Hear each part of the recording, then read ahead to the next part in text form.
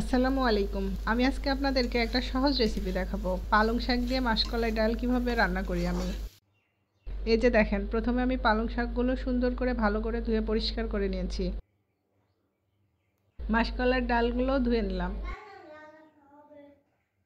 আমি কড়াইতে ডাল এবং শাক সব একসঙ্গে দিয়ে দিলাম। স্বাদ মতো লবণ দিলাম এবং কাঁচামরিচ দিলাম। কিছুক্ষণ ঢাকনা দিয়ে ঢেকে এগুলোকে ভালোভাবে সিদ্ধ করে নিব। ভালোভাবে সিদ্ধ হওয়ার পর আমি এখানে কড়াইতে তেল গরম করে পেঁয়াজ কুচি আর রসুন থেতো করে দিয়ে দিলাম। পেঁয়াজ রসুনগুলো একটু বাদামি করে ভেজে নিব। আমি এই পেঁয়াজ রসুনের মধ্যে সিদ্ধ করা পালং শাকগুলো এখন দিয়ে দিলাম। কিছুক্ষণ নাড়াচাড়া করে নিলাম। এই তো হয়ে গেল আমাদের পালং শাক দিয়ে ডাল রান্না।